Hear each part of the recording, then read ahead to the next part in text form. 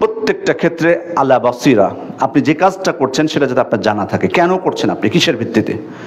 এ উত্তর চলবে না যে আমার আশেপাশের মানুষ করছে তাই আমি করছি, এ উত্তর অগ্রহণযোগ্য, সেটা দেখেছেন। আবার এ উত্তরও চলবে না যে আমার পিতৃপুরুষ যারা বড় ছিল, নেতা ছিল, নেতৃবৃন্দ ছিল, আকাবিদ ছিল, তাদেরকে আমি করতে দেখেছি তাই করেছি, এ উত্তর আল্লাহ তাআলা গ্রহণ করবেন না। তার মানে প্রত্যেকের আমলের জবাব দিতে হবে কিসের ভিত্তিতে আমি করেছি, এবং এই জ্ঞানটুকু আমার মধ্যে থাকা লাগবে। দ্বিতীয় বিষয় হচ্ছে প্রচুর আমাদের বিরুদ্ধে শত্রুতা, আমরা ষড়যন্ত্রের শিকার মুসলিম হিসাবে। কিভাবে অপসংস্কৃতি আমাদের উপর চাপিয়ে দেওয়া হচ্ছে, কিভাবে কি করা হচ্ছে সেটা তো দেখতেই পাচ্ছেন। এক্ষেত্রে সম্মানিত উপস্থিতি, ভালো জিনিস, আমরা ইহুদি নাসারদেরকে অপছন্দ করছি, তাদেরকে বয়কট করার চেষ্টা করছি, কিন্তু তাদের প্রতি ঘৃণা সৃষ্টি করছি, কিন্তু তাদের রীতিনীতি আমরা আমাদের জীবন থেকে বাদ দিতে পারছি না। খুব খুশি, তাদের পণ্য বয়কটের চেষ্টা করতেছি, তারা আমাদের বিরুদ্ধে ষড়যন্ত্র করছে, কিন্তু তাদের রীতিনীতি কয়টা বাদ দিয়েছে। আজকে যদি বিয়ে করতে বের হন, তাহলে তাদের যাওয়া রীতিনীতি 50টা রীতির অনুসরণ করে আপনি বিয়ে করতে বের হবেন।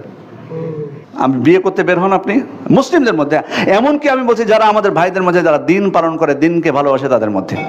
তো এখন আপনি যদি তাদের রীতি, তাদের ধর্ম যদি আপনি আপনার জীবনে গ্রহণ করে থাকেন, এটা তো তাদের সফলতা।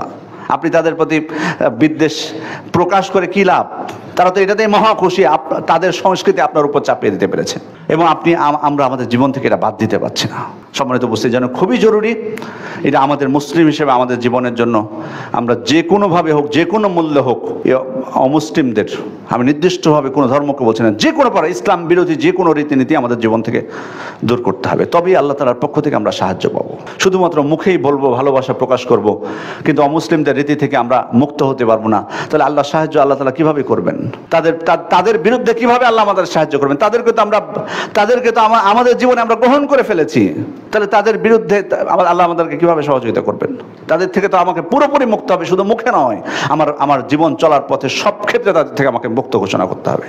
আল্লাহ তাআলার কাছে দোয়া করি, আল্লাহ তাআলা যেন আমাদেরকে এম্মা হওয়া থেকে বাঁচিয়ে রাখেন, যাতে কোনোভাবে আমরা অন্ধ অনুসরণকারী কারো না হই।